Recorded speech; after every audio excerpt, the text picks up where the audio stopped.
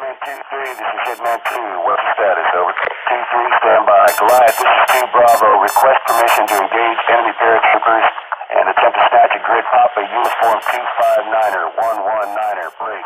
Voice, the podcast channel for the All-American Signal Chapter of the 82nd Airborne Association. My guest tonight is Mr. George Luz Jr. His dad was a member of the famed Easy Company 2nd Battalion 506 Parachute Infantry Regiment, and we're just going to hang out and talk about his dad a little bit tonight. So, George, welcome. Hey, Ben, thank you so much for having me on. Really very excited to have you here. We've been focused on Easy Company a little bit on the podcast the last few weeks. We had Chris Langlois on talking about his grandfather. I've had a lot of recommendations. Chris is the guy who said, you got to get George Jr. on the program. So I'm pretty excited to have you here. I'd like to just jump right into the questions. And as we had discussed kind of before the podcast, I'm really interested in kind of the after the war stuff. So you're growing up in New England, and I'm guessing, dad's just dad to you. Like, you've got no idea that he's, basically a war hero, I'm assuming. So what was it like growing up as George Luz's kid? Well, it was interesting because, I was very fortunate that, my dad and mom included us, my sister and I, in their reunions. So as a young kid, we went, 1956 at Fort Campbell, Kentucky was our very first reunion that I went to. My mom and dad went in 56. They went in 56, and then I went in 65. So it was kind of neat in a way to go to the reunions and meet these guys and their wives and stuff. But keep in mind, I was only 9 years old, and when you're 9 and you're in a hotel, you're happy it has a pool. Understand completely. That makes a lot of sense. Now, were there periodic reunions throughout growing up? So you go when you're 9, maybe when you're 15, and it starts to make a little bit more sense? Well, what happened in my case, it started in 65, and then 68 was in Nashville, Tennessee. 70 was in Las Vegas, and or just the opposite. And then 1981 was in San Diego, and 81 was when, the men, I was older, and so I got to meet the men at a little bit different level. And then I got a chance to meet some of the kids, some of the Easy kids were there. Mary Ann Malarkey was there, Tracy, BB Gordon was there, Linda Gordon was there. So it was really neat to meet some of the kids at that point, along with Tracy Compton. Her dad had hosted the reunion in 1981. So, it went from that area from 65 to 81. So it was an opportunity to kind of see the men as they were older. No, that's very cool. Now, with the Easy kids, as you referred to them, I'm assuming over time you guys kind of formed a bit of a bond too. Do you still stay in touch with these folks? Do you, especially in the age of the internet, or do you correspond? Do you have almost your own association? Well, we're very fortunate.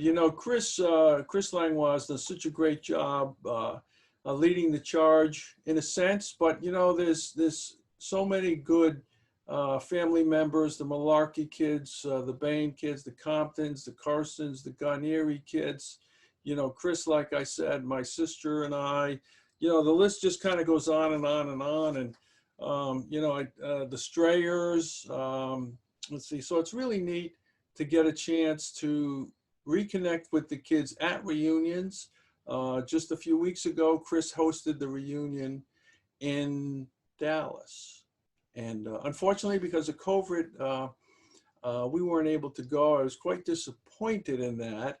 I thought to myself, gee whiz, if my dad can jump into Normandy on D-Day, I should be able to go to Dallas. What's the worst thing that could happen? But in any event, we unfortunately didn't go. However, I'm very proud of the kids that were able to go and all the dear friends of Easy Company. To keep the string alive of 74 consecutive years. That's amazing. That is fantastic. I'm really excited to hear that. And I'm glad Chris was able to pull that off. That's very, very strong legacy. So if we can roll things back a little bit. So you're going to these reunions, you're meeting people, you're starting to get to know the warriors, if you will, on a more mature level. They're getting a little bit older.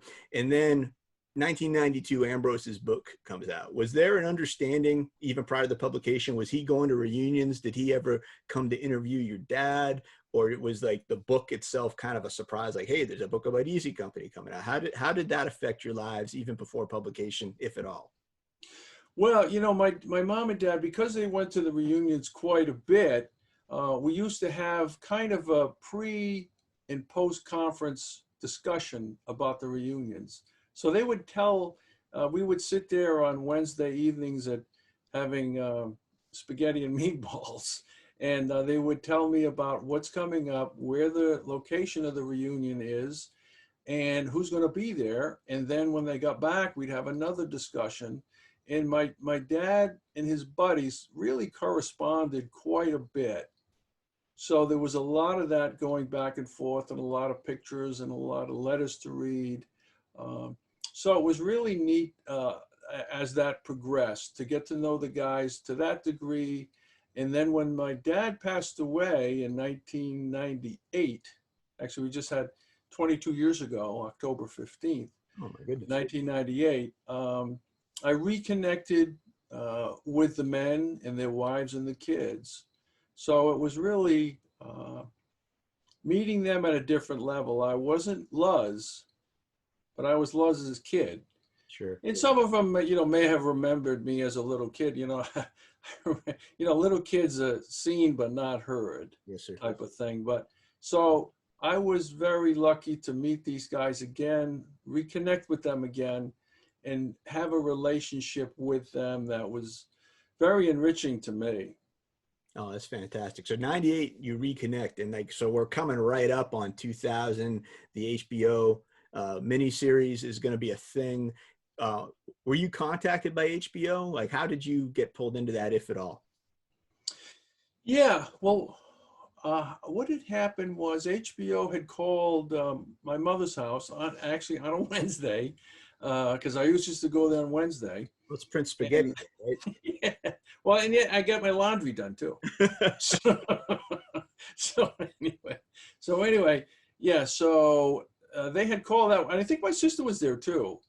And one of the writers, Eric Jenderson, I think, had called, and I think I may have answered the phone, and I talked to him briefly, and I handed it off to my mom, and my mom talked to him as well, just to kind of, he just had some questions, and I think that's when they told us there was a person actually playing our dad in the series. So so that was the initial contact from HBO. And did you get to go to the premiere in Paris the following year?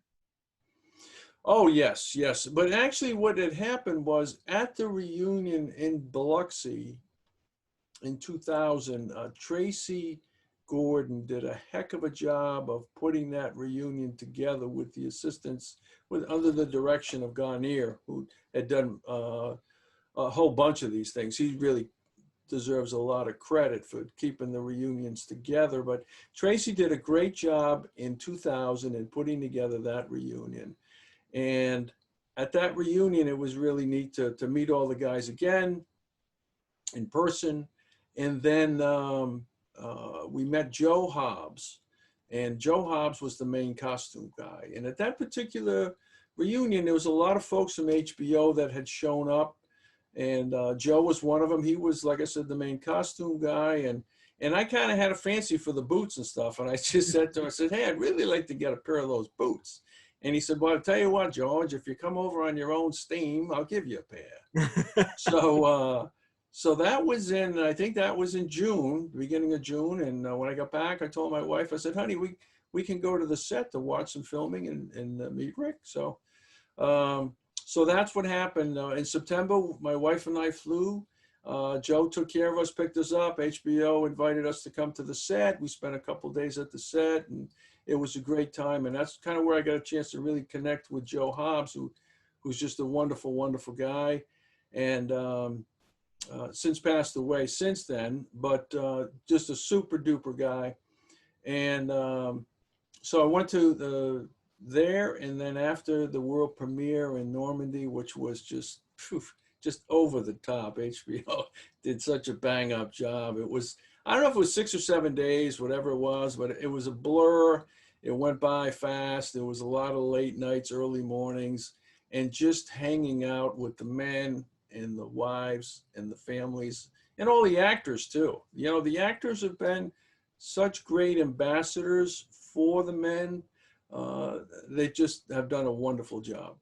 Well, it's fantastic too. I mean, we're coming up on 20 years since the premiere, and it's still in the public consciousness. It's still a supremely popular series. You see stuff on social media about it. So you'd mentioned Rick. So Rick Gomez is the guy who plays your dad.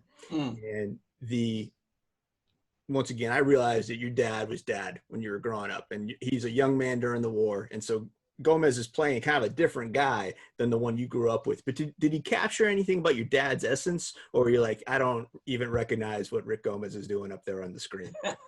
No, not at all. He did a great job. You know, my dad was the funny guy, the life of the party, and, you know, the Joker and all that stuff. And, you know, Rick really was an amazing, we'll always be very thankful for the role he played of our dad. You know, and it's because of him. You know, when you look at the series itself, we didn't really know, you know, they said, okay, there's going to be a guy playing your dad. So we really didn't know how much of my dad was going to be in there. But because of Rick and because of his humor, I think there was a lot of things that they kind of inserted guys to do this or inserted guys to do that. Or so, yeah, Rick did a fantastic job. And every once in a while, whether it was with Tim Gray in the World War II Foundation in Normandy, where he would bring a bunch of the actors in, we would reconnect, things like that. Or actually, Ivan Schwartz had a wonderful event in Cleveland, and Stephen Ambrose Historical Society, who I go on tours with, had said, would you like to go to that event there? It was a wonderful event. I got a chance to see Rick again. So, but yeah, he just did such a great job.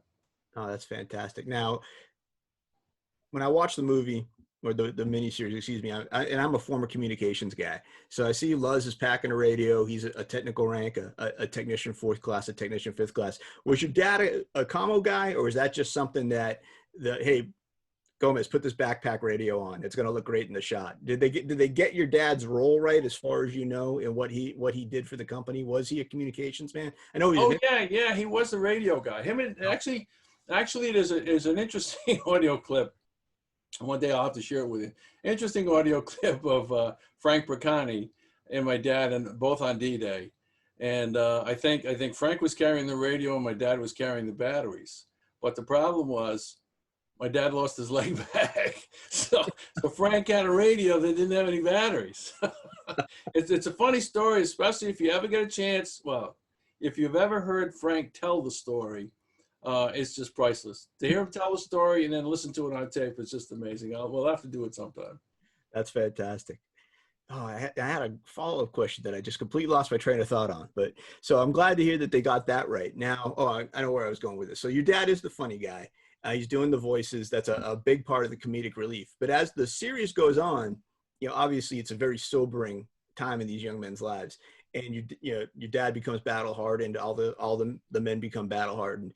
Did you find that kind of off-putting to see even an actor portraying somebody that you had grown up with as knowing him as Pop in those types of situations? Did that, if I'm getting too personal, I apologize, and you don't need to answer anything you don't want to ask, but was it kind of rough to watch up on screen? Go, wow, that's my dad in that very life-threatening situation. Yeah. Was that? Well, I think it was more humbling to think that, somebody, that your dad had done something that significant that gets him on TV. So that was it for me, because that was, because we all look at ourselves, we all measure ourselves based on our fathers and our mothers, but more, guys, their fathers, and girls, their mothers. Maybe, I guess that's how it goes. I'm not sure if that's still how it goes, but it could. But yeah, so no, not at all. Rick did an amazing job. I never really looked at it that way. There was one scene, however, when I think he was looking for eggs. Well, no, I think he was looking for something else. But he was in the barn, and it was some young girl from whatever country it was, and I remember watching that particular scene. I think Frank was outside, and he was trying to give us some chocolates or something like that. So that one particular scene, I think that particular night I was watching with my mother or something like that. But anyway, I was a little dicey. I was like, oh God, what's going to happen here? So, but it turned out okay. I understand. So was your dad the voice guy when you were growing up too? Or was he a real, impressionist, the way the series makes him appear? Oh yeah, he was multi-talented. He could do all kinds of stuff. He could, tell jokes and imitate voices, and he could play instruments and all kinds of stuff like that. So yeah, he was very versatile. Oh, that's fantastic. Now you'd kind of mentioned before how close the men were, obviously attending these reunions, corresponding. So I'd kind of like to, turn this over to you so you could kind of share the experiences of your dad and the 3 years that he spent with these men under such trying circumstances. You mentioned you had something you wanted to share with the audience. Oh, okay, sure. You ready to go with that? Yeah, right on. All righty. Let's see if I can do that. All right, so we're going to go to that. And then we're going to go to that. Okay, and now I'll set this up. So this is at the book opening in 1992. During the book opening, Stephen Ambrose gets up, all the officers get up, and they tell a little slice of their time in Normandy. And so this was just a little bit of my dad talking about his experience and what it meant to be with these guys. And we'll just kind of roll it along, and I'll give you a little feedback afterwards. And this, my dear wife, is no reflection of our marriage. I entered this E-company in the latter August 1942. I left it in December of 1945. Those were the best 3 years of my life.